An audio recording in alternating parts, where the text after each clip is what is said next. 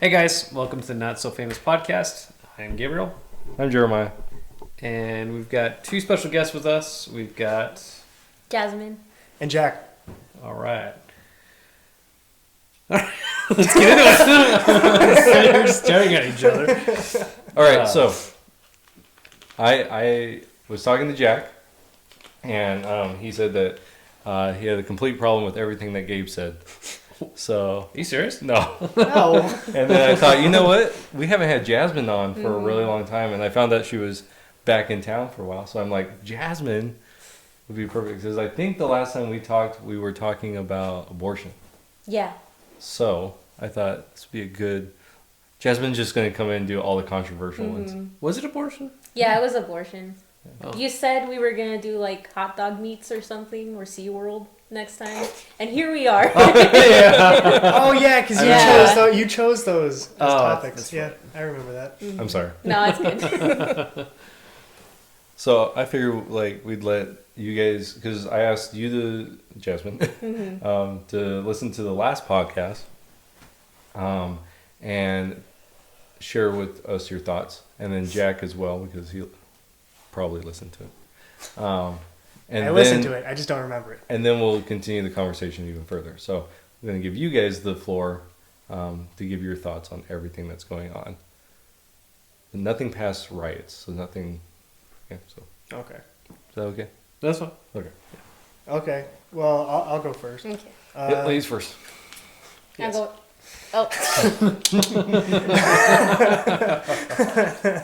Oh. So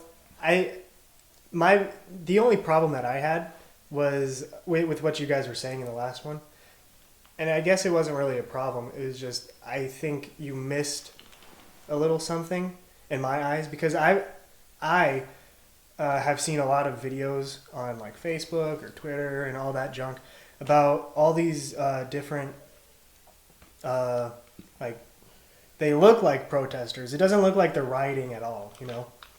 At least just from the videos. I don't know what happened before. I don't know. Well, I mean, I could assume what happened after. But and they kind of just like were just minding their own business, just protesting peacefully. And then some of the police officers came by and they just like took them from the protest, and then they just arrested them. And so that was my main thing that I feel like wasn't really covered the last podcast. So at least that's all I remember. So that's mine. But yeah, I agreed with your guys' points. I only got to an hour. I only got through 1 minute of your podcast. Like, yes. Truth comes out. I can only stand a minute. Just the introduction.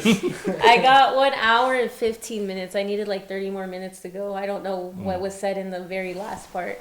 But for the most part, the first hour and 15 minutes, I completely agree with everything you guys said. But what, like Jack said, I can pull up some videos too I've seen of the peaceful protests turn bad because of the cop side, you know? So, yeah, I agree with Jack too. Do you want to go with this? Okay, so one of the things that we didn't cover that, right? We didn't, and so I think we talked for like an hour and 40 minutes or something like that. So it was really long. So as far as that, for me, it's hard. For me, it's hard to see these short clip videos. You know, because a lot of times you don't see before or after, and one of the things I don't think people understand about like protesting is at a certain time, like cops have to say, okay, no more. So I'm not saying that this is what happened, right? But some of the videos I've seen where it's the peaceful protesters is the cops start saying, okay, it's time to, you know, not evacuate, but, you know, disperse. And this happens a lot with the media, like media personalities. They'll be out there and the cops are like, okay, it's time to disperse, you know, start going. And they'll stay behind because they think, well, we're the media. And then they get arrested. And it's because you're not following it. It's time, the time has elapsed. And so I don't know, I'm not saying that that's what happened. and I'm not justifying any type of police. Like, I mean, I saw one where it was like had a black lady and a white lady, and they pushed the white lady out of the way and like brought the black lady in and arrested her. So like, you know what I'm saying? Like, I'm not justifying bad behavior. I just want to make sure. I always have a problem with videos that are like that because you only see a snippet. I saw a video of, or I think you showed me, Jack, a video of like, it was like talking about the cops being a part of the riots. Yeah. But you only get like a brief glimpse of what is happening, and they're like, "Yeah, see, he's doing this." Well, if you look at the one of the pictures they showed, it was him. It was a white cop with a bunch of Nikes, but then there's other people in the background that you can't see because it looks like they've been cropped out. So it's like I have a real hard time with just like short videos. So I like to see long videos instead. See what happens before, or something that led up to whatever incident that took place. Right. You know, that way you can actually get the full story of something. You know. Yeah. Because again, all the videos we see is the immediate action that takes place, and what we get is a glimpse of an officer doing something wrong, and again, we don't know. So yeah.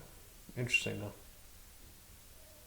Anything else for the podcast last week? Last 2 weeks? Last week? Was it last week? I don't know, dude. I think it was last week. It was last week, I think. No, I don't really think that there was anything else on my part. I mean, I don't remember, at least. How did you want to? Did you want to kind of take it to the same direction that we took it last time? What do you mean by that? No, like we talk about George Floyd, or how did you have something else you want to discuss? Well, if you guys are fine with that conversation, as far as like, if you guys don't have any more to like add to it, I figure we just. No, it's fine if you but I want to give you guys an opportunity to give your thoughts on the George Floyd situation, so that we can have more perspective on. Yeah. You know what I'm saying? I guess something that I wanted to say has to do with the protests and the riots and all that stuff. And it was about the original one that was in Minnesota, Minneapolis. Is that Minnesota? Minneapolis? Yeah, okay. Yeah, me thinking too. I'm pretty sure that is. But like on the third day of the protests, riots, whatever you want to call it, I remember that was when I looked it up, like who started what, because I would always see people saying and posting that it was the cops who started it, and then so I looked into it a little bit, and then some media outlets would say that it was the cops who started it, and then there would be others who would say it was the like protesters, quote unquote, who started it by throwing rocks at the police and stuff. And so because of that, I never really knew which one was the more reliable one, because it's a split story kind of a thing. So that was something that I thought about. I think you guys pointed it out in the last podcast too, but the media has a really funny way of picking what they want the people to, what will draw more people's attention and take out the little other side pieces. Like you said, like in paragraph 52, it'll say the protesters actually started it or something like that. So it's very, and like headlines and such. Well, and that's what we're seeing right now, right? Is it went from George Floyd, well, it went from coronavirus to George Floyd, which we should, like, there should be a national outrage, right? And it should have made national attention. Anytime that someone dies within police custody, there should be a cry out. To me, it doesn't matter. It's someone died within police custody, and there needs to be a reckoning, right? But then it went from that to the riots, right? and you kind of lost the real issue here. And now it's no longer about riots, it's about the defunding the police, right? And so it's always the next crisis or the next thing that people can get clicks on. And so it really did take a big jump there. Went from officers killing somebody to riots and looting of stores to immediately defunding the police departments. It was like, whoa. Well, I think it jumped because the middle part, the riots, they were, the police were trying to stop them and stuff. And I think that's what people really paid attention to, or that's what it was like. Hey, look over here! It's the police. They're stopping them. They're throwing tear gas at people and all that. And I think because of that, that's why they jumped to defund the police. They're so corrupt. Well, I don't know if you guys seen, because I try to follow on my social media more people who have been going to these peaceful protests and they turn bad. And I've seen 2 videos so far of officers putting their knees on the person they have on the ground on their necks, the same way that, I don't know how to pronounce his last name, Chauvin did to Floyd. And I don't, if that's the issue in the beginning, like to begin with, they keep doing it. Like it's not, I don't know if, I'm not a police officer, but I don't think that putting your knees on someone's neck is something you get taught to restrain somebody. But it's from what I've seen, I have footage, I can send it to you guys later, of 2 different officers putting their knees on someone's neck that they have restrained. So I don't know. It's like different things that does get shown and doesn't get shown. So, but then there's also the argument, the hash, it's like all ACAB, like all cops are bad. I don't agree with that. Yeah. That B is not bad. Yeah. Oh, it's not bad? No. I thought, you see, I thought it meant all cops are bad. It's I didn't even know what it meant. yeah, all cops are B-tards. I totally thought it was bad. They're fish tards. That starts with a bass. Ends with a tard. Oh, okay. I was like, wait, this isn't helping me at all. It's like the silent H word. Okay. Yep. With the Yeah. Yeah. So yeah, that's a huge thing right now. Yeah. I see a lot of people doing that hashtag ACAB, which I think that to me it mucks the water. Once you start going down that, once you start demonizing another group, right?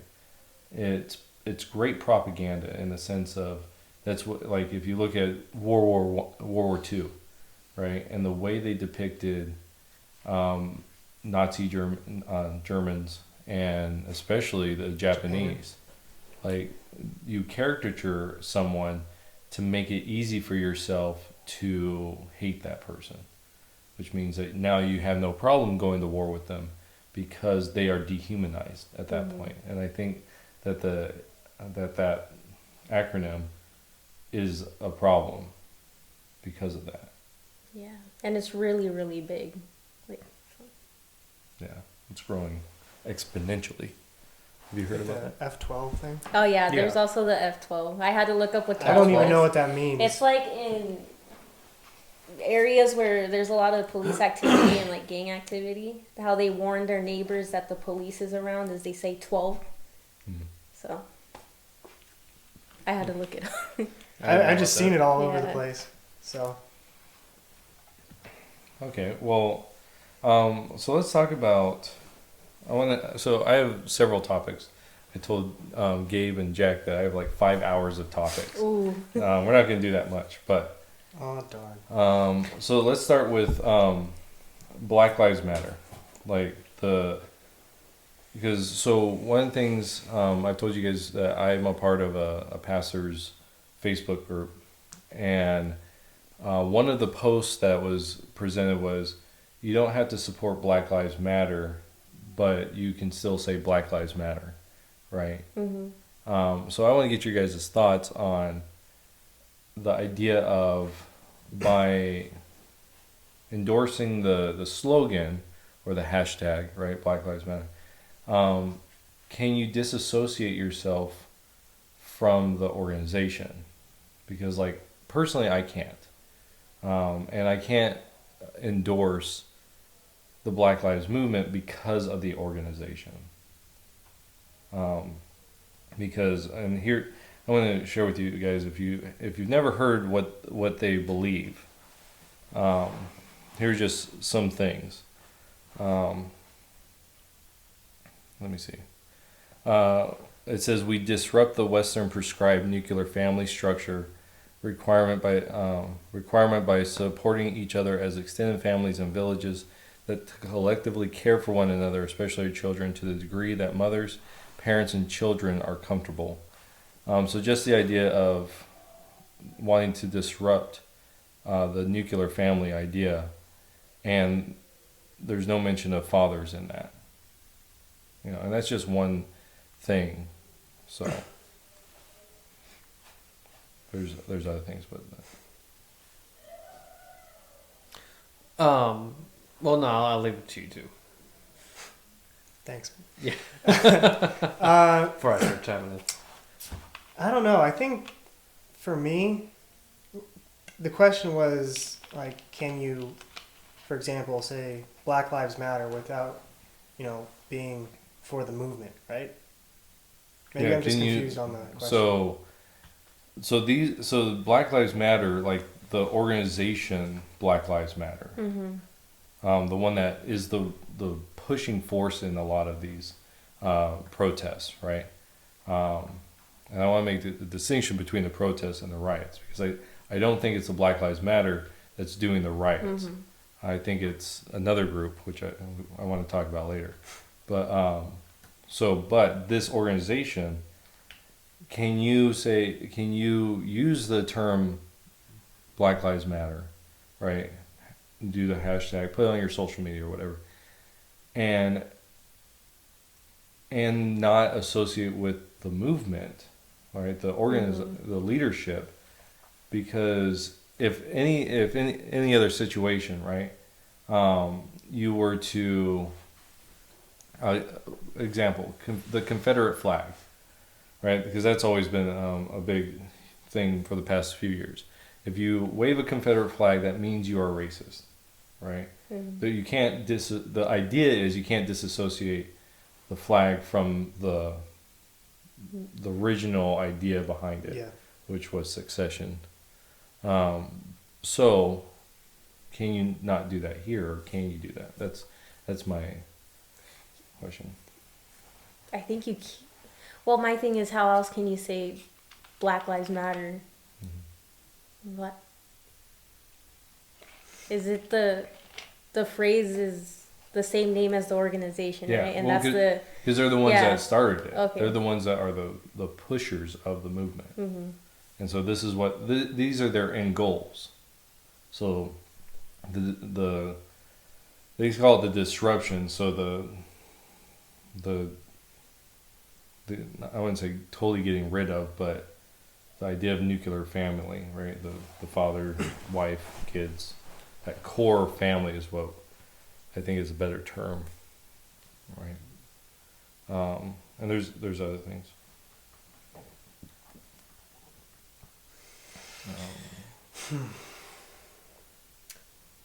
Still thinking? I think a lot of people say Black Lives Matter without looking into the organization and doing their research. Personally, I didn't even kind of know there was an organization behind the Well, most people don't. And I knew that there was, but I didn't look into it. Yeah, because I didn't really care. That sounds bad. He doesn't care about Black lives. And I'm canceled. Someday. Jack someday this is gonna resurface. I don't care about. Well, you know what's sad is that's where it'll come out to is like, Yeah. because you don't want to say it doesn't mean that you don't want Yeah. to support it. Yeah, and I think my take on it is I wouldn't like use the motto, slogan, whatever you want to call it, Black Lives Matter, because I mean I don't necessarily agree with their goals or their the things that most of the things that they are striving towards, like the disruption of nuclear families. I don't agree with that, but I do agree with like some of what they are going for. For example, the peaceful protests for justice for George Floyd. I think that is a good thing to stand behind. But I don't think. I think the best way to answer that question is, I think you just have to agree with some of their points without necessarily being a part of the movement. It's like, I'm not a part of the entire movement of Black Lives Matter, but I agree with you in this situation for this, and on that we could fight this or protest this or whatever. I think that's my take on that. Mm-hmm. I've also heard of the All Lives Matter being very controversial. Mm-hmm. Everybody always thinks that's for racists, right? Yeah, you're a racist if you say all lives matter, and you're not a racist if you say Black Lives Matter. Mm-hmm. But all lives matter encompasses everybody. Yeah, but I think it's an issue for some because right now the current issue happening right now is with Black lives. So. But is it a current issue? Yeah. No, I mean, I know it's a current issue, but is it really because I think we're going to talk about systemic racism. Well, it's been happening for, and... That's a good transition. Yeah. Do you have All Lives Matter? No, systematic racism. Yeah. That's what I want to talk about. Mind if I talk about what we were just talking? Because, when it comes to saying just Black Lives Matter, because I'm all for the All Lives Matter movement. Mm-hmm. And I feel like just saying Black Lives Matter is me I can't even say the word. Compartmentalizing. Thank you. That's the word. Races into boxes and saying Black Lives Matter, but everyone else's who cares about. And I know there's an issue with what's going on, but to me, I don't particularly, all lives matter. I don't, it's not particularly one race. But the Black Lives Matter organization is kind of ruining that slogan. Mm-hmm. And that's just my personal opinion. And that's kind of attached to their organization, so it's really hard to say that and then seeing what's going on right now. That's just me. Did you already put your opinion on it, right? Mm-hmm. Okay. Jeremiah's just playing games on his phone. I am. No, Is he really, Gabe? No, I'm looking up stuff. He's got that screen thing where I can't see the side of his you have a protector on your phone, right? Yeah, it's a dumb thing. Dumb thing. I can't even see what you're doing. I know. I don't like it, but you could be talking crap about me and I won't even know. Always. Do you really? No. I talk as much crap about you that I do about everyone. Oh, okay. Yeah, but why would he tell you that to your face? Everyone's equally worthless. Exactly. I'm not racist. I hate everyone. Yeah, right. All right, so I want to talk about systematic racism because that's really the idea here, right? Is that that black people are more targeted by police, right, because of institutional racism. So, well, and that's one of the reasons why I wouldn't want to say that is because by saying Black Lives Matter, I feel like I'm agreeing to the fact that there's still institutional racism going on. You know, and of course, did you have something else to? No. So what's your guys' thoughts on that? Jack, you have no idea, do you? He's like, what is this? What is racism? You looked What the heck is racism, Yeah, 'cause you guys? looked at Jasmine like Yeah. you're expecting the answer from her, and Well, yeah. hoping to piggyback off of her. No, because I have Whatever my Jasmine own. said, that's right. I have my own. Oh, okay. So I just wanted her to go first because I don't know. I feel like when somebody says something, you know. Because you were a misogynist and you got in front of Yes. her at the beginning. Yeah. No. I think it'll be like if I have one opinion, and then before I could say mine, Jeremiah says his. Then I'll be like, oh yeah, I agree with Jeremiah's, even though my original opinion was like different. You know. Mm-hmm. That's why I wanted Jasmine to go first. I don't know if that's the case, but Jasmine, would you like to go first? Okay, well, She doesn't care. She's like, I'm just like, I don't know what racism is. Okay. Well, the idea, what is it? Systemic racism, right? So let's define what that means. That it's a large scale issue, right? Like everyone. So it's built into the system. the system or society or things like that. I don't necessarily believe that it's large scale systemic, but I do stand by the fact that it still is my opinion that it still is a large issue. But I don't think everyone's grown up to be racist. No. I don't really have much to say.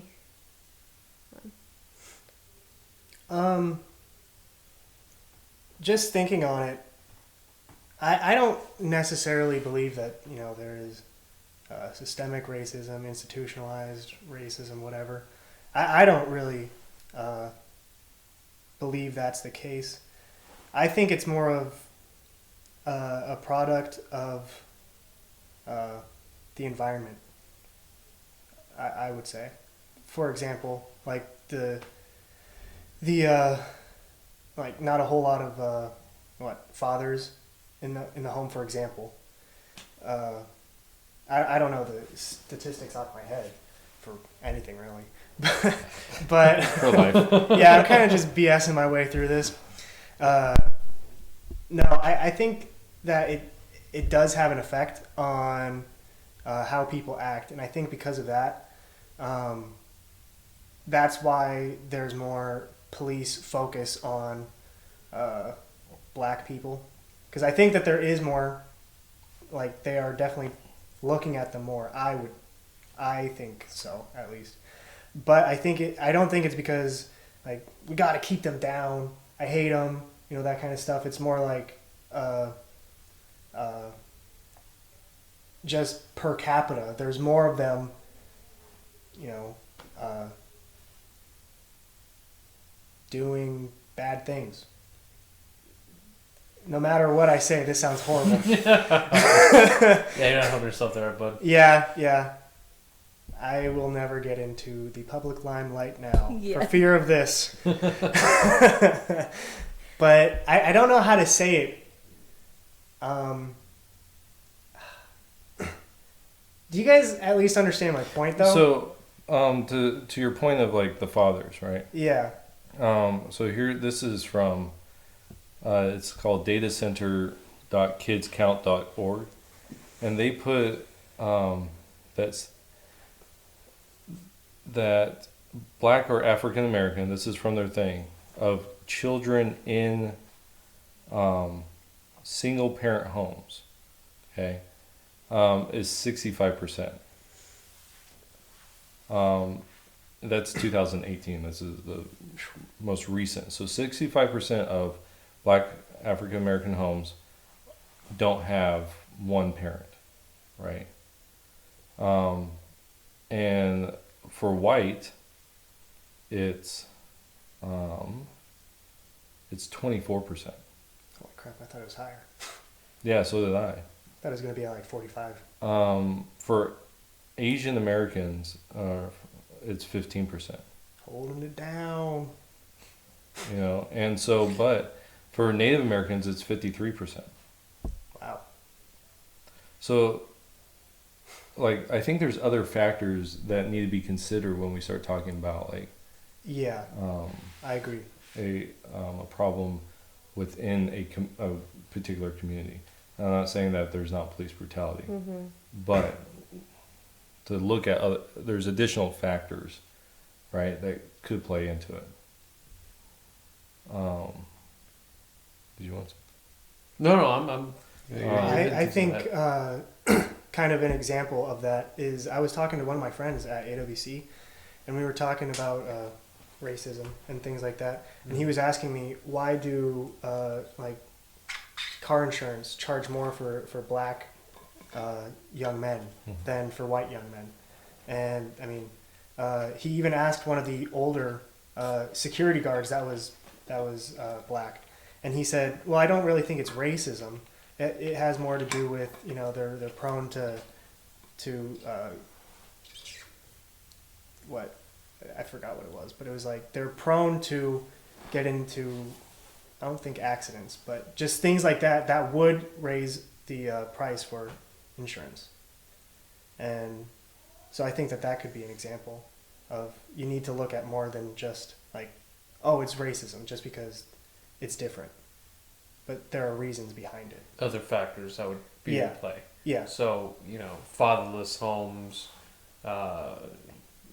you know, I mean, we see a lot of the black community in parts of cities and stuff that are not necessarily the greatest places of the city, Yeah. you know. So if you're talking about car insurance in that aspect, yeah, if you park your car on the street there, it's probably going to get jacked, Yeah. you know. So, I mean, it's understandable to a certain extent. So. Well, but so the response to that would be along the lines of, but that's why it's systemic, because they're in poor neighborhoods. They're looked, you know, these situations. So that's the idea of why it would be systemic, because it's systematic that's keeping black men, black women in these impoverished neighborhoods, and therefore that leads them to having bad car insurance, can't getting a home loan, these types of ideas. So what you're bringing up is like the end result of what would be considered the systematic racism. I would say to that, why are they impoverished places though? Well, I think that is the question that we need to be asking, because if you start looking, okay, and this is, I think, where I've gotten in trouble talking to people. In fact, I had a lady that she was part of my very first youth group before I moved down here. Like, she was part of that youth group. She said something, and I responded with a meme, and she asked me to explain what I meant by it, because she had a meme, so I responded with the meme. And so I told her, what I think is the problem is leadership. Like, we talked about police brutality, right? To me, everything comes from top down as far as how we're going to do things, right? It's like children, you know, that saying that children aren't born racist, they're taught racism, right? Well, how are they taught that? Well, they're taught that from someone in authority, right? Usually a parent or society in general. So my thing is, start with leadership. Okay, like you have police, okay, let's say police brutality. Well, what's allowing that to happen? What's being done in those areas? And so to me is, where are those areas, right? Do we see that in Quartzsite? Is there police brutality in Quartzsite? Well, no, but also the majority of the population of Quartz, we're a small town, right, but we're also a very white small town. Right. You know, so. Okay, so, but also look at so I'm just saying, like, using that as an example. But no, we don't really see police brutality here. So where do you see police brutality? Bigger. It's in big cities, right? Who's the leadership of those cities? like the majority of the leadership. Like, let's take Minneapolis, because that's where a lot of this is stemming from, right? Who's the leadership? It's like Justin something. I forgot his name. Well, But he's a Democrat. Oh, the mayor? well, it's not just him though, but I'm talking about the whole council, right? Yeah. You're talking about a whole group of Democratic leaders, and in Ferguson, same thing. In Chicago, the same thing. In New York, and California. Baltimore. yeah, and all these places where we're seeing what would be considered systemic racism, they're all in places that the leadership comes from one, or the majority of leadership comes from one party. And to me, you can trace that all the way back to before the Civil War. Because a lot of things get brought up, like Jim Crow laws, right? Well, who put those in place? Well, it was the Democratic Party, right? And then if you follow that, and you just follow through that, up to the Civil Rights era, who's the group that was against the Civil Rights movement, right? It was the Democrats. I think I've shared this with you. I don't know if I shared it on the podcast, but LBJ was quoted as saying, "When You did say this on the podcast. yeah, if I can't get those guys talking about black people to not vote, then he's going to get them to vote for a Democrat for the next 200 years." And he uses a slur, a racial slur, to talk about that.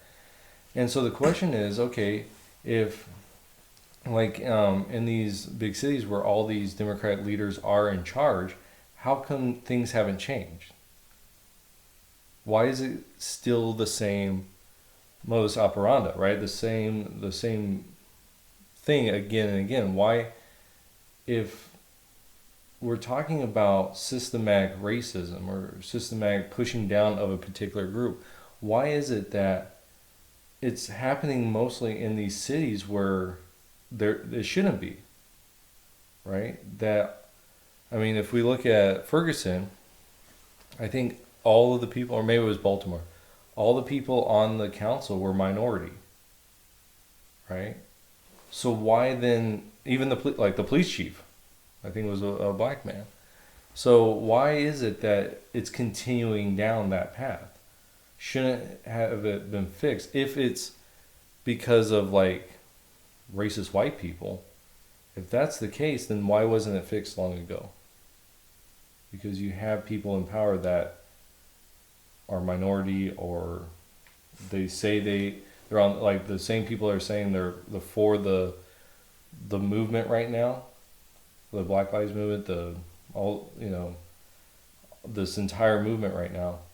Why didn't they fix it years ago? Why is it just now being a problem?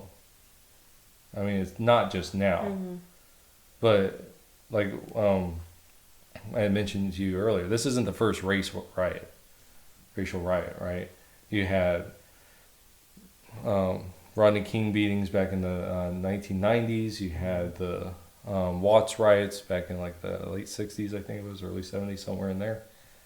So you have these other things. So why is it that it's like, it's systemic, but it only seems to be more systemic within these bigger cities? So why is that?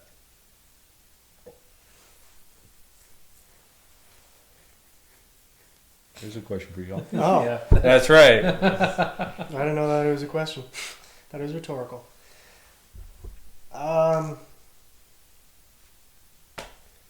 don't know. I mean, I guess I would agree on that point.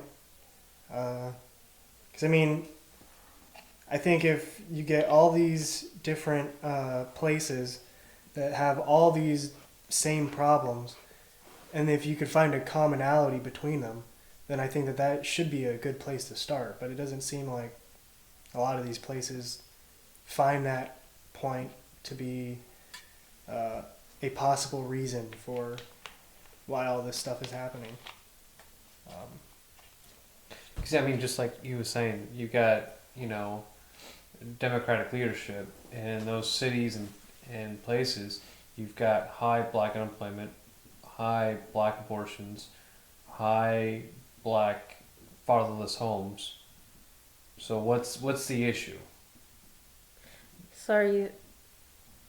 Are you implying that the commonality is what you're saying? The commonality is the Democratic part. Well, it's leadership. Yeah. Okay. And it just so happens to be a Democratic Okay. leadership. I'm not saying that makes the end result okay. Yeah. That's not what I'm saying. I'm saying, why is it that we have the end result when It's if the leadership says, like, that same leadership, right? That's right now is saying, defund the police.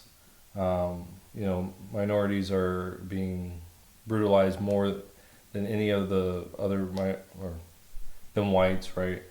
And the idea is that the police departments are racist, or the system is racist. Well, why haven't you fixed it? You've had control. I remember back in 2000. Oh man, when was 2012? I think it was. Barack Obama, his second term was, I think, 2012. I remember listening to a black guy who was a political activist in Chicago, and he was asked, who are you voting for? He says, there's only one party, so who else am I going to vote for? He's like, there is no Republican. Like, in Chicago, he's not talking about on the national stage, he was talking about in Chicago. He's like, you either have a Democrat that's way far left, or you have a Democrat that is semi-far left. There is no choice here. There's no point where you can have a difference. And so my thing is, okay, then why is it that black neighborhoods are still in a minority status, right? Not minority, but slums, right? Like, there's a lot of slums in Chicago. There's a lot. Why is that? Why are in these places where they're being led by people that say that we want to change, why are they continue to be in those types of areas? Why, so that's my thing. So I have no problem saying that there's systemic racism. I just think the focus is not on the white, like, Republicans.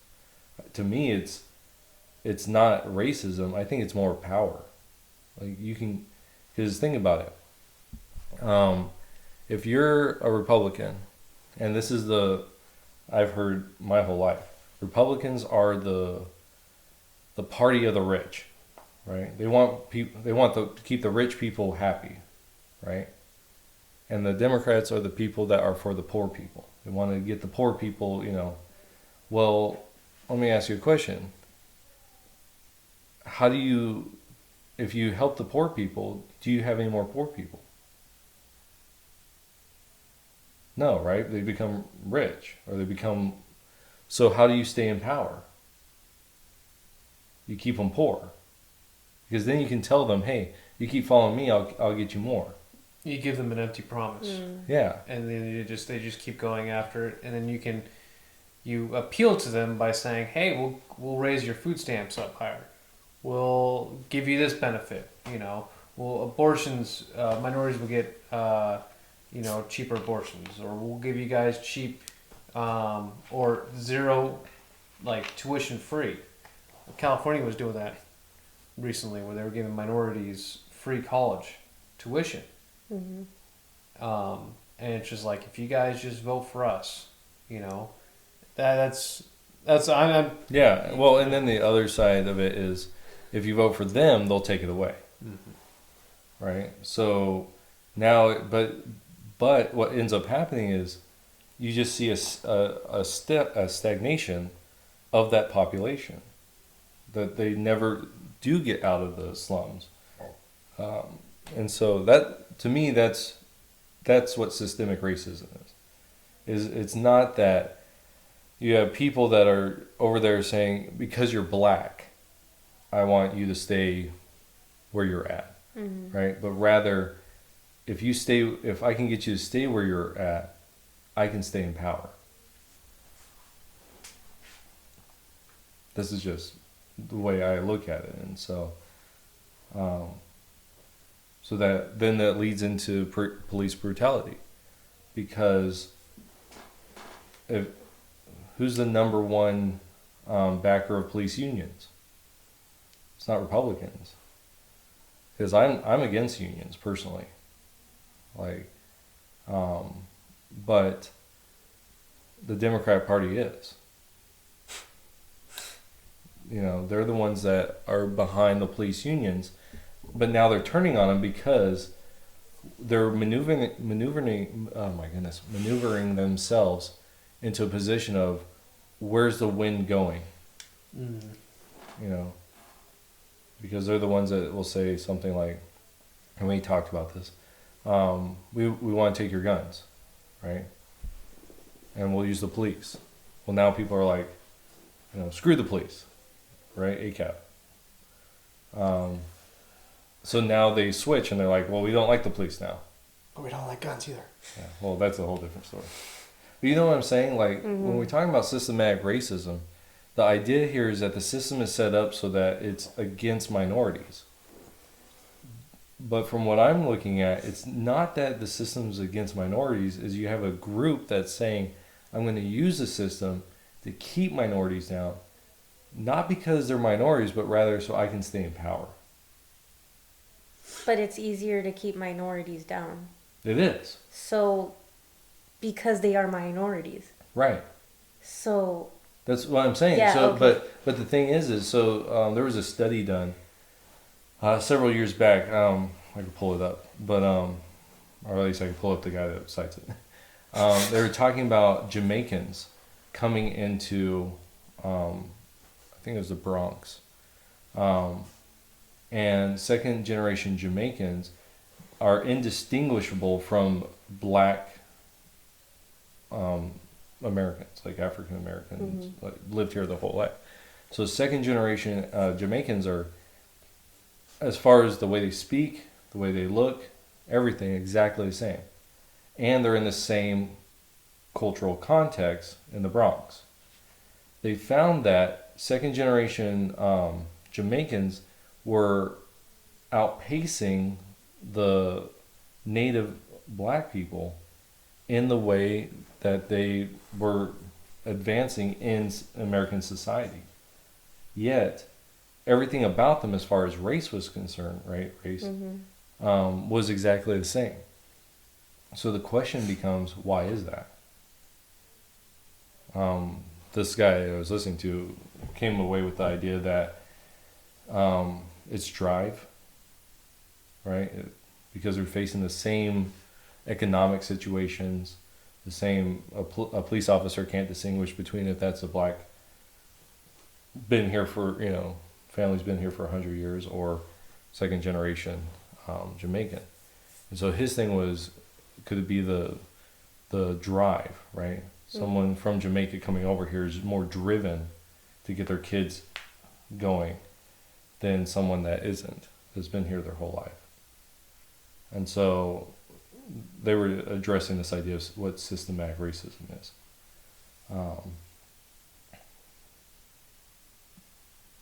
Yeah.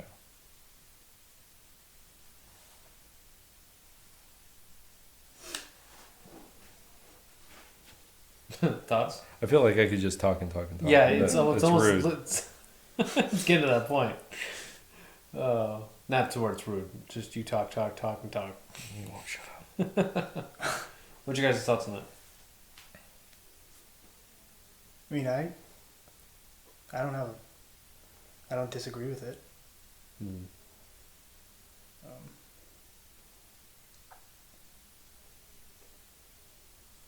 That's all I got. Yeah, I don't really have much to add. Do you agree with that? I mean, honest opinion. Like, do you agree with the fact that maybe like there's people in leadership that are keeping people down to keep them up? Well, yes, because if not, then those select minorities wouldn't be, if it's drive, like Jeremiah just stated, then someone can argue that they're still in those minority positions because they don't have the drive to But then again, why don't they have the drive? Because they grew up in a like mindset that they won't ever get to the same position that, say, maybe a white person might get to because of where they grew up at and what they grew up hearing, and Question: that mindset. Do you think they can go up that ladder? Yes, yeah, but I also think it's much more difficult for them to. But it's possible. But it's possible. Yeah, of course. I mean, Yeah. you've heard, who Ben Carson is, right? Yes. Yeah. So, you heard about his past life. I haven't heard, no. Okay. There's a great film. Have you ever seen the film? I haven't seen the film. I know what you're talking about. Really good. And it was about his life, and he was living in the ghetto, single family home, but his mom kept him on the straight and narrow, and look at where he's at today. Yeah. The guy was running for president for the Republican Party, and fantastic neurosurgeon. Phenomenal. Mm-hmm. And he took that advantage, and he climbed up that ladder. And, what's sad is we don't see that a lot today. Mm-hmm. And we should. That opportunity is there. But there's something that's keeping the black community down from taking that opportunity. Mm-hmm. And of course, they are taking that opportunity, but a good percentage of that is staying away from that opportunity. Mm-hmm. And I mean that's what Jeremiah sees. That's what I'm seeing. And if there was somebody in leadership that can stop that, to get them to grab at that opportunity, we won't be seeing that issue anymore. At least that's what I'm. Well, I don't ever see that, at least in my lifetime, happening at the rate things are going now. Mm-hmm. Because from my viewpoint, first of all, a black person shouldn't have, they should have the same, I don't know how to say this, they shouldn't have that disadvantage of not being able to, how do I put it? Have to work harder for something that someone of a different skin color has to. See, now we're kind of going into that white privilege thing. I think that's a good place to go. Yeah. No, because I think because that was next on his list. Segues. Yeah, because then we get into white privilege. Yeah. And there's a lot of white people out there that are in a lot worse conditions than black people are. Mm-hmm. That are struggling, that have really climbed up that ladder as well. Yeah. And, this idea of white privilege. Go ahead, Jay. No. You're laying back and you're like, oh, God. He wants the limelight. No, my neck is hurting, so I'm stretching it out. I mean, do you believe that there are white people out there that are facing the same struggles economically? Yeah, and I know it goes vice versa. There are certain black people that are born in positions that they don't have to deal with maybe that they might be privileged, air quotes. Probably like Obama's kids. Yeah. Probably. I don't know. Well, I would assume. So yeah, it can go both ways. Look at all your rappers, your NFL stars, your NBA players, all your sports players. Look at all them. Whatever they want. Really, Well, I think but you don't even have to look at people in that area. So, I had a teenager that was played baseball for me, right, over at Scholars, and I called up Simpson because I had connections there, and I talked to them about having him come out and seeing if he could, try out for the baseball team. And the one thing the guy told me was, if he's Native American, I'll guarantee him a full ride scholarship. Right now, full ride scholarship, not a baseball scholarship, just a regular full ride, because he was Native American. When I went to college... Was he Native American? No, he wasn't. No. Darn. I know. I'm like, dude, we gotta find out if you are. Like, Get the blood test. heck yeah, man. But like when I went to college, I was asked, "Do you have any minority in you?" Right? Mm-hmm. And I said no, which I should have said. I'm a quarter Portuguese. That's what I should have said, which is true. But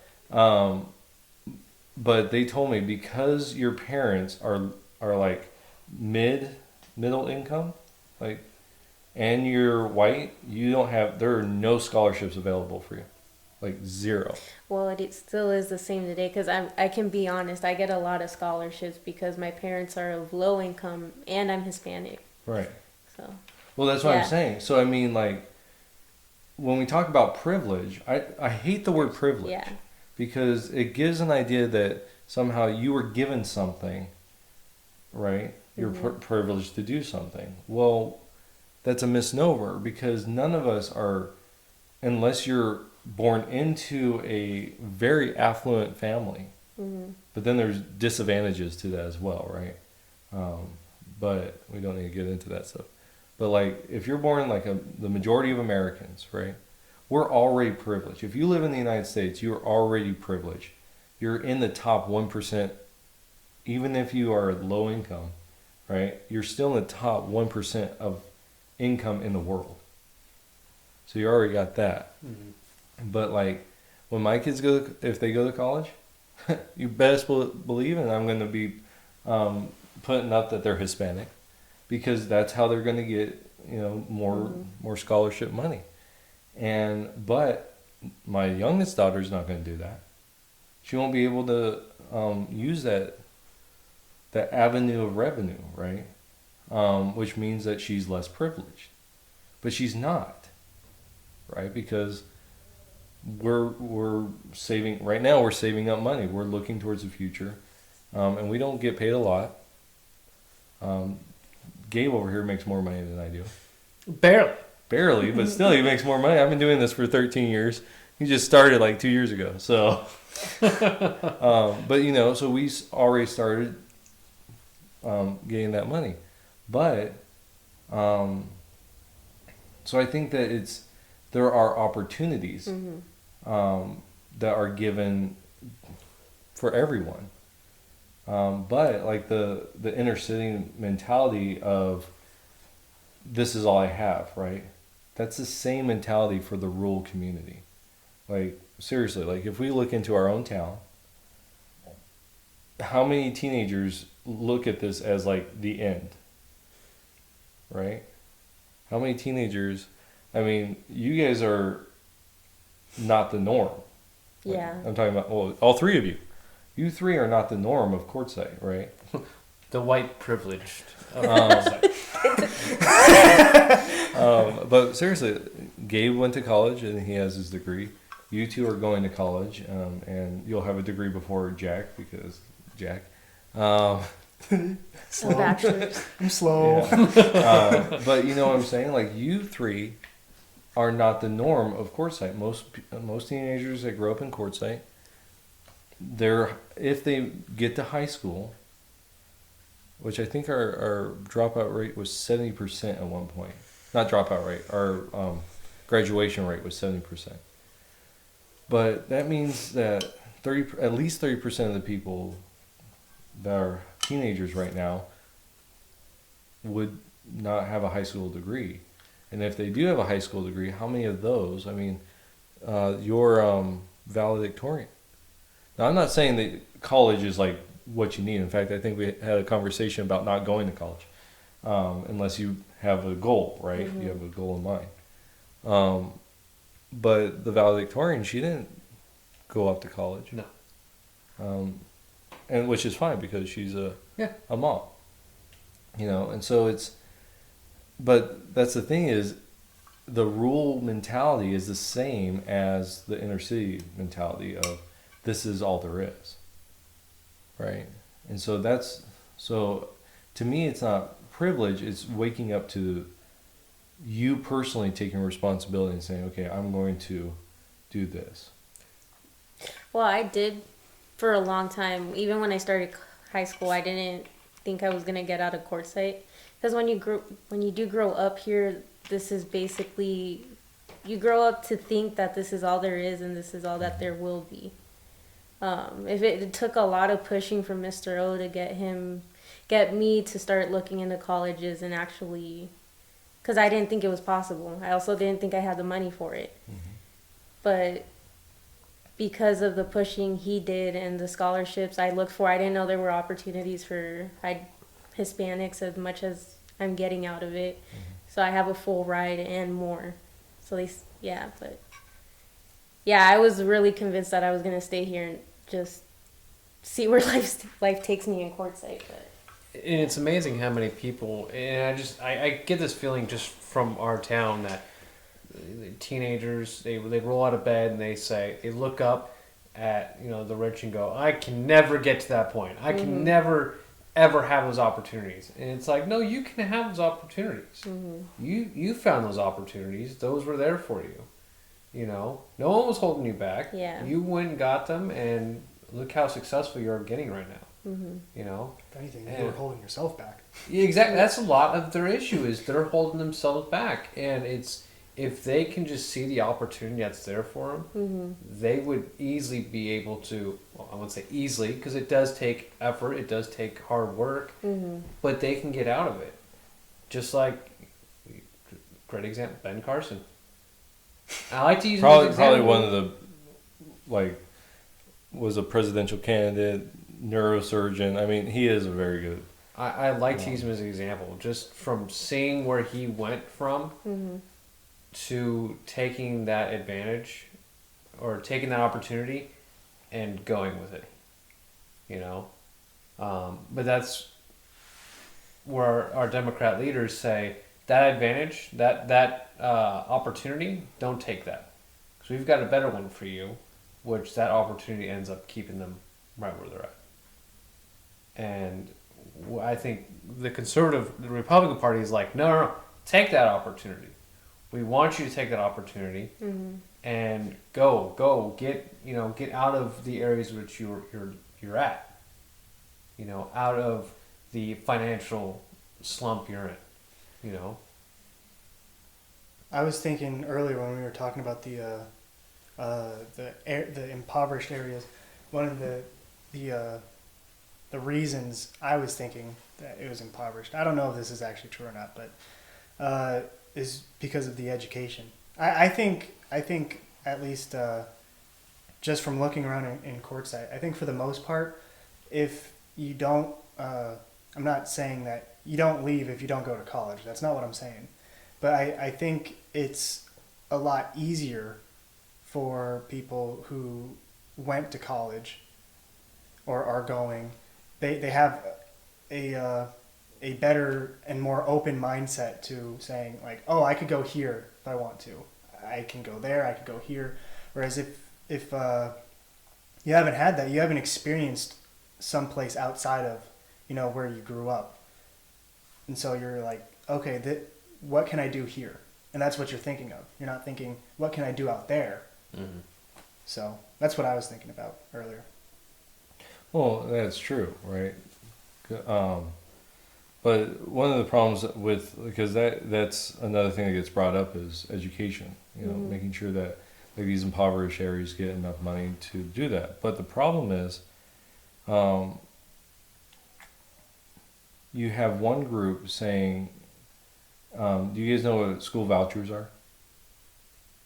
No. A school, so let's say that, so in Arizona, right?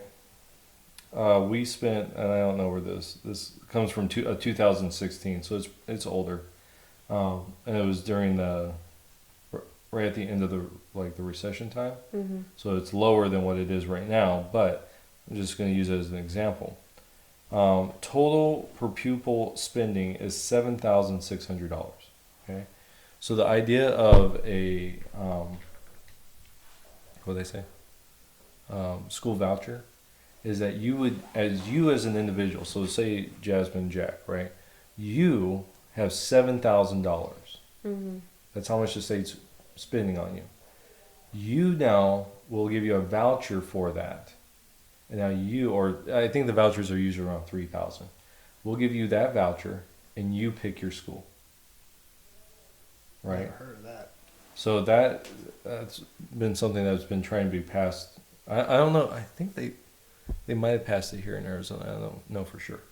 But it's been Bush was trying to get this as a national thing. They struck it down. But so that would mean that doesn't matter where you're at, doesn't matter your school district, you have an opportunity to take that $3,000 and go to any school you want and be a part of that school. It's not about districts at that point. It's not about where you live. It's about getting the best education.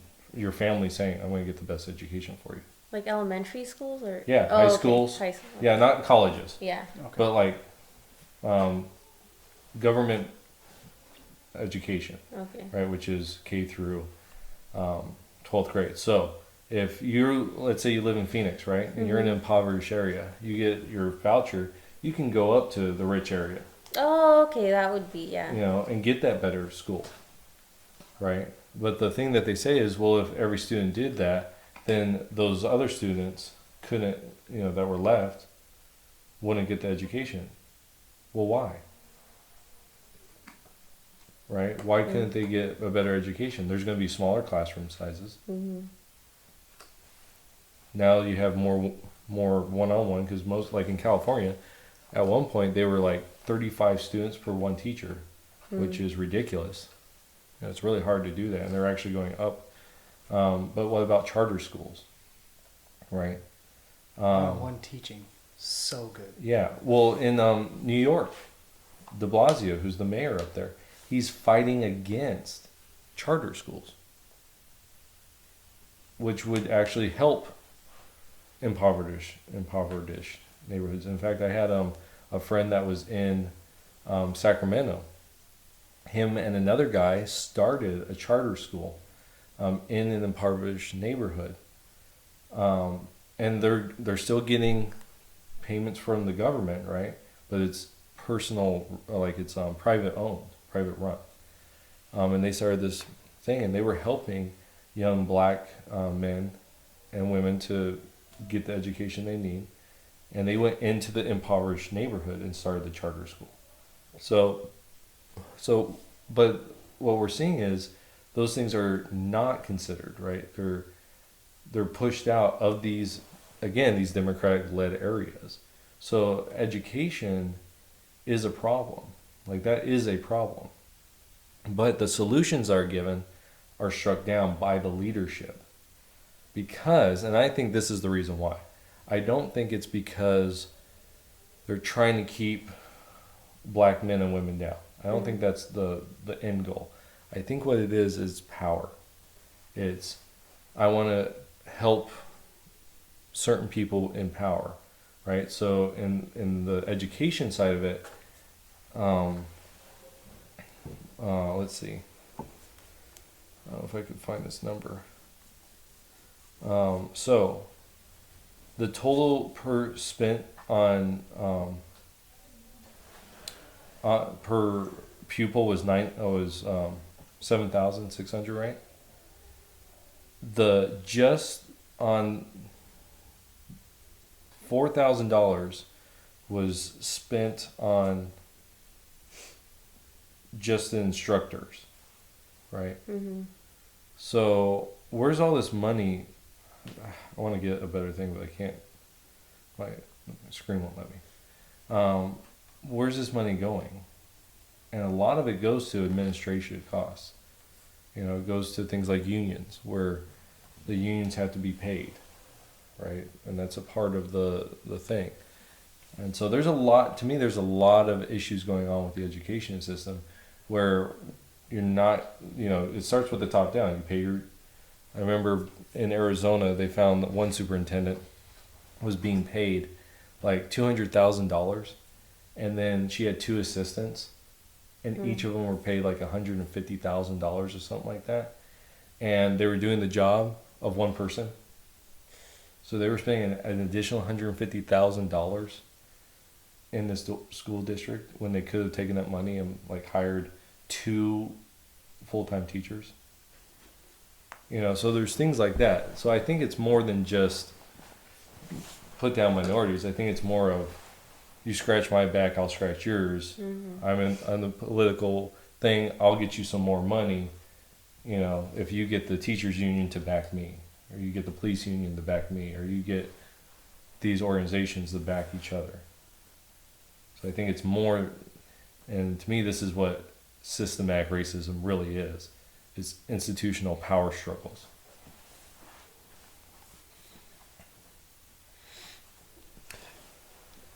Go ahead. I was just doing that deep breath sigh kind Oh, of thing. that you were going to bring something up. No.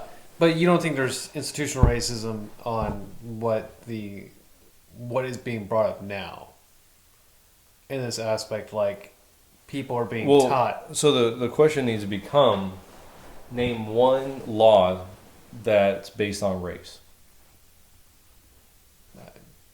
Like any law in our thing that's specifically based on race, right? I don't know of any. I mean, I don't know every law, so. Right. Well, when we also look at our government, like our education system, is somewhere in our education system, are we like teaching about racism? I mean, like Teaching people to be racist. there we go. That's what I mean. Well, that's not systematic racism, though. Mm-hmm. Systematic racism says the institution itself is geared or made to be racist towards a group. So it'd be like, actually one law that might fit into this category, it doesn't actually say it, but it was in New York. It was called Stop and Frisk. Mm-hmm. And what was happening is a large group of minorities in this one area were carrying guns, illegal guns. And so the city instituted Stop and Frisk, which meant that any officer could just stop someone and frisk them. And because it was a minority thing, I mean, that to me is the closest you can get that I know of a law that was specifically designed to go after a minority. But again, where was that law? It was in a democratically run city. So, how much time do you have, Jasmine? Oh, I'm good. I don't work today, or Okay. I'm not really. Good, because I want to get to the defund the police and all that. Well, let's get to that right now. Okay, can we take a break? Yeah, that's fine. Because I got people. Go for it.